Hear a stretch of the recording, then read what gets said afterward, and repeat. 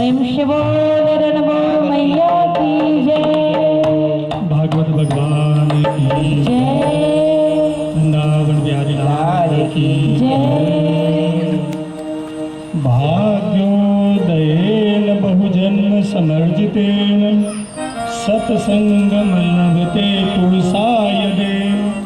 अज्ञान हेतुकृत मोह मदान्धता नाशम विधायति तदो विवेक।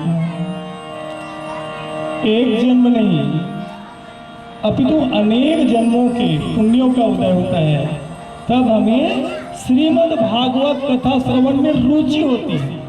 अब इतने लोग बैठे हैं, आप लोग को रुचि हुई, उनकी कृपा हुई तो यहाँ पर आके आप बैठे हैं। यहीं पर एक रंगारंग रिकॉर्डिंग डांस होता, उत्सव का कार्यक्रम होता, खचाखच पंडाल होता। तो इसका मतलब क्या है? कथा लगा हुआ है, लेकिन आज वर्तमान कली काल में इस आनंद के कथा में हम मजा का खोज करते हैं, जहां हमें मजा आ जाए। तो ईश्वर की कृपा दृष्टि जो है, महात्म्य की कथा, पहले दिन की कथा, सभी जगह हम लोग निरंतर कथा करते हैं, लगभग ऐसे होता है पहले दिन। और बहुत जगह तो 7 दिन की कथा है, कहाँ से 2 दिन ऐड हो गया, अतिरिक्त जुड़ गया। तो ये कथा क्या है? जीव और जगत और जगदीश्वर, इस तीनों को समझने की कथा है। जीव हम सभी मानव मात्र जो जिंदा है वो जीव है, जगत या संसार है, और जगदीश्वर जिसने इसको बनाया है। इसका पूर्णता ज्ञान करना है तो आपको श्रीमद् भागवत महापुराण ज्ञान यज्ञ सप्ताह श्रवण करना। एक प्रसंग आता है, भगवान श्री कृष्ण जो है नारद जी को कहते हैं, यह पठेत प्रणयो नित्यम श्लोकम भागवतम श्रुत अष्टादश पुराणानाम फलमाप्नोति मानव। भगवान कहते हैं 18 पुराणों में से श्रीमद् भागवत महापुराण के एक श्लोक का भी नित्य प्रतिदिन आप पठन करें या श्रवण करें, तब भी आपको संपूर्ण 18 पुराण श्रवण का लाभ मिलता है। निरंतरता होनी चाहिए, लगातार आप इस कथा को श्रवण करें।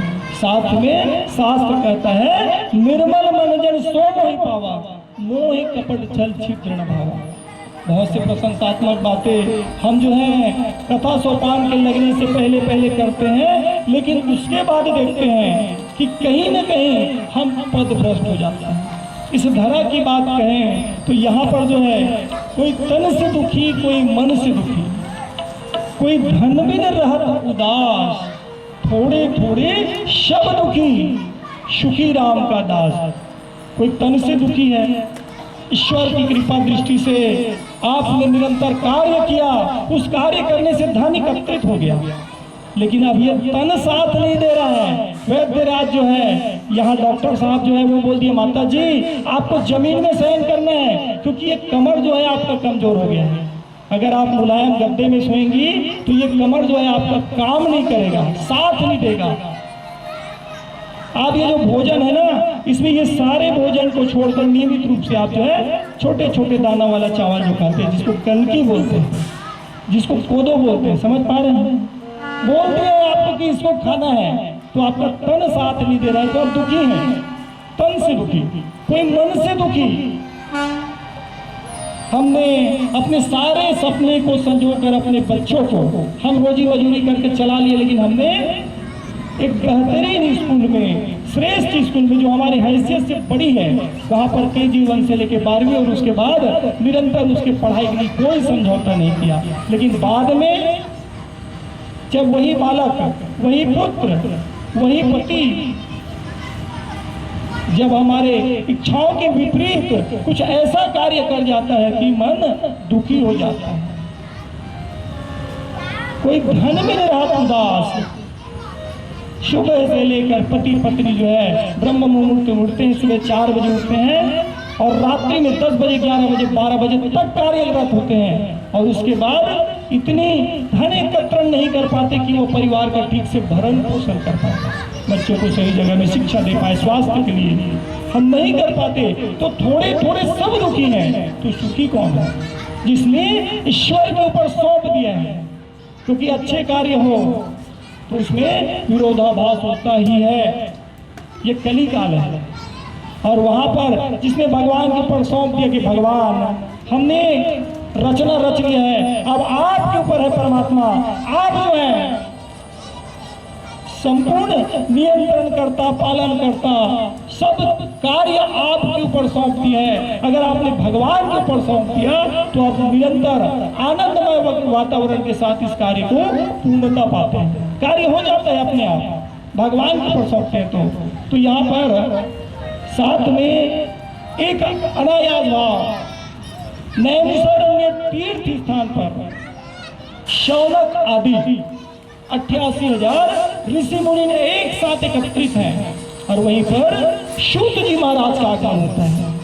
जैसे सूत जी महाराज आए, सबके सब अपने स्थान पे खड़े हो गए। सूत जी महाराज को अचरज होता है, अचंबा होता है कि मैं आयु में छोटा हूं और आप लोग तो बड़े हैं, मुझे छोटे के सम्मान में आप लोग क्यों करके खड़े हुए? इतने में शौनक आदि ऋषि मुनिमन कहते हैं, धन वृद्धा, बल वृद्धा, आयु वृद्धा तथैव ते सर्वे अपि ज्ञान वृद्धा किंकिरा शिष्य किंकिरा। ठीक है, हम लोग धन में बड़े हैं, हम लोग बल में बड़े हैं, हम लोग आयु में भी बड़े हैं, लेकिन आप ज्ञान में बड़े हो ना। इसलिए क्योंकि व्यास जी महाराज के आप शिष्य हैं, सुखदेव जी महाराज के आप बाल सखा हैं। आज भी आप देखते हैं, आज भी आप देखते हैं ना, क्या देखते हैं? ये जो बड़ा वाला मोबाइल आया, मोला चलाया नहीं आया तो उस बच्चे को आता है तो उससे हम पूछते हैं कि नहीं बेटा ये व्हाट्सएप में फोटो तो दे दो। अभी एक खम्मन जो है परसों नरसों गए थे सगाई में अपने पुत्र के। अब इनको तो कुछ नहीं आता, लेकिन इनके बच्चे लोग, नाती लोग हैं, बेटे का बहू का व्यस्तता था तो गुरुदेव लोग भेज दे। समझ पा रहे हैं? तो वो छोटा सा बच्चा जो 6वीं पढ़ता है, 7वीं पढ़ता है, वो बच्चा जो है उसको व्हाट्सएप करेगा उनके गुरुजी को। तो कहीं ना कहीं ज्ञान के कारण बच्चे के सामने भी नतमस्तक होना पड़ता है। तो एक कथा बताता है कि सूत जी महाराज जो है वो भगवान के साधीन्य पाने के कारण, व्यास नारायण की निकटता के कारण, शिष्य बनने के कारण, सुखदेव जी महाराज के बाल सखा होने के कारण उन्हें जो है इस कली काल में नाना प्रकार के दुर्विकार से घिरे प्राणियों को निकालने का उपाय जानते हैं। शौनक आदि ऋषि मुनिगण कहते हैं ऐसा कोई कथा का श्रवण कराएं जिससे सद्गति और मोक्ष की प्राप्ति हो। तो यहाँ पर सूत जी महाराज कहते हैं आपने अपने नहीं, व्यक्तिगत अपने लिए नहीं, संपूर्ण जगत की हितार्थ यह भी रचना करा था। भागवत अकेला वर करते तो अंगना करवा देते। ये संपूर्ण वायुमंडल की शुद्धता कि जितने लोग इस ट्रेन से आएंगे और जाएंगे वो लोग भी देखेंगे कि हाँ बैकुंठ में, रेलवे कॉलोनी में भी भागवत होता है, अग्रणी भूमिका निभाए हैं। तो ये सारे व्यवस्था किनके लिए? संत समागम के लिए, संतों के चरणों की धूली आ जाती है, ना जाने प्रभु किस रूप में आ जाए, हमें तो भान नहीं। तो इसलिए आप जो है इशारे देते हैं। साथ में इसकी महत्ता बताते हुए कहते हैं सूत जी महाराज जो कि इस कथा के श्रवण की महत्ता बताते हैं शौनक आदि ऋषि मुनि को कि एवं विनिमय जाते सुधाराज्ञा प्रवीयताम प्रणात्याम यस्य सर्वे श्रीमद्भागवतामृत। सूत जी महाराज जो है शौनक आदि ऋषियों को कहते हैं कि एक समय सभी के सभी देवता जो हैं अमृत कुंड लेकर पहुंच जाते हैं राजा परीक्षित के पास। जब उन्हें भान होता है कि राजा आपकी मृत्यु निश्चित है कि अमृत का पान करें और अमृत को प्राप्त करेंगे। राजा परीक्षित जो है सुखदेव जी महाराज को कहते हैं कि देवता लोग जो है अमृत लाए हुए हैं, ये अमृत का जो पान करने का आनंद है और यहाँ पर श्रीमद् भागवत कथा अमृत का आनंद है, दोनों का अंतर है। सुखदेव जी महाराज कहते हैं आप जो देवताओं के द्वारा लाए हुए अमृत का पान करते हैं तो दीर्घायु हो जाएंगे, मरेंगे नहीं, और यहाँ श्रीमद् भागवत कथा अमृत का पान करेंगे तो दिव्य हो जाएगा आपका जीवन। दिव्य का मतलब आप बहुत कम समय तक जीवित रहते हैं, लेकिन जाते जाते कुछ ऐसा कार्य कर जाते हैं कि आपके पीढ़ी दर पीढ़ी सब आपको याद करते हैं। आज भी आप देखें कई महामानव हुए जिनने बहुत अल्प आयु में बड़े बड़े ऐसे कार्य कर चले गए जिन्हें हम आज भी याद करते हैं। विवेकानंद जी आयु 39 वर्ष, लेकिन आज हम उन्हें याद करते हैं। क्यों याद करते हैं? क्योंकि उनका जीवन जो है दिव्य है। इतना सुनने के बाद सुखदेव जी महाराज जो है देवताओं को अभक्त जानकर श्रीमद् भागवत कथामृत श्रवण कराने के लिए मना कर देते हैं। सब देवता एक साथ एकत्रित होते विचार करते हैं कि इन्हें आखिर मना क्यों किया, ऐसा क्या खास बात है। श्रीमद् भागवत महापुराण में तराजू लाया जाता है और यहाँ पर ब्रह्मा जी जो हैं एक तरफ संपूर्ण संपदा को एक तराजू के पाले में रखते हैं और दूसरे में केवल और केवल श्रीमद् भागवत महापुराण को रखते हैं, और इतने में वो भारी होगा, वजनी होगा वो भारी, इसलिए क्योंकि श्रीमद् भागवत महापुराण केवल एक पोथी नहीं है, ग्रंथ नहीं है, स्वयं भगवान श्री कृष्ण और संपूर्ण देवी देवताओं के साथ यहाँ वास करते हैं, इसलिए इसकी विशेष महत्ता है। शिव जी महाराज जो है शौनक आदि ऋषि मुनियों को कहते हैं पुनरपि जन्मम पुनरपि मरणम पुनरी जननी जठरे शयनम, ये आवागमन के चक्कर को मुक्त होना है तो श्रीमद् भागवत कथामृत का श्रवण करना है। कथा का नियम क्या है? कथा के लिए सबसे पहले एक सुव्यवस्थित स्थान होना चाहिए। अभी वर्तमान में आते जाते थे, लेकिन आज वर्तमान में यह जो स्थान है व्यवस्थित रूप से बना हुआ है। मुझे आज भी उस बात को बोलने में कभी भी संकोच नहीं कि इस स्थान में आज से 3 साल 4 साल पहले कैसा बरसी वाला कार्यक्रम कैसा 2-3 साल हो गए आपके घर में बरसी का कार्यक्रम था 2 साल पहले यहाँ आए थे और इस स्थान को देखते ही मन में भाव आया था कि यह स्थान जो है श्रीमद् भागवत महापुराण करने का सर्वश्रेष्ठ स्थान, ये मन में निकल गया था, भाव निकल गया था, व्यक्त किए थे लोग। उस समय ज्यादा जान पहचान परिचय नहीं, लेकिन शास्त्र क्या कहता है? ब्रह्म वाक्यम जनार्दनम, ब्राह्मण के मुख से निकला हुआ वाक्य जनार्दन का वाक्य होता है। कब? जब वह ब्राह्मण तत्वनिष्ठ हो, साधक हो, अपने कुल खाली जाति के ब्राह्मण कुल में जन्म लिया, रोज मदिरा पान कर रहा है, रोज मांस भक्षण कर रहा है, रोज पर स्त्री गमन कर रहा है, तो ऐसे ब्राह्मण के वाक्य को कोई महत्ता नहीं है। लेकिन वहीं पर अगर वह ब्राह्मण जो है कुल को सार्थक करते हुए ब्राह्मण तत्व को बचाने में सफल हो जाता है, शास्त्र के अंतर्गत बताए हुए नियमों का निर्वहन करता है, तो ईश्वर उनकी वाणी में बच जाता है। तो एक सुव्यवस्थित स्थान जो दिखा था, यह स्थान आज वर्तमान में हम जो है कथा श्रवण के निमित्त बने हैं। तो पहला चाहिए हमें स्थान, दूसरा श्रीमद् भागवत महापुराण के लिए संकीर्तन चाहिए, गान चाहिए, जो व्यवस्था के लिए यहाँ पर कुम्हारी गांव से जो पधारे बच्चे लोग जो है ये निश्चित रूप से निरंतर आप लोगों को आपके रुचि के अनुसार संकीर्तन का श्रवण कराएंगे। साथ में भागवत का ज्ञान, इधर उधर की बातें ना करके कथा के अंतर्गत ही बातें करें, क्योंकि कथा में ही असीमित दृष्टांत है। इस कथा को श्रवण करें। साथ में आपका जो ध्यान है, चित्त है, जैसे पार्वती मैया है, उनका चित्त पूरा लगा हुआ है, एक एक शब्द जो कथा में दोबारा वो बता डालेंगे, उनका ध्यान है। और ऐसे श्रोता आके बैठ जाए तो कथा अपने आप में सफल हो जाता है, क्योंकि श्रोता कथा को निकलवाता है, वक्ता कुछ नहीं करता। काम महाराज वहाँ कथा सुने विकट मिठाई साहब की कथा, और यहाँ होते आनंद नहीं है। तो आप देखो फिर अपने आप कथाकार तो वही है, यहाँ पर श्रोता ने जिनने रुचि लिया तो वक्ता से एक कथा निकलवा देते हैं। तो कथा में आपका ध्यान होना चाहिए।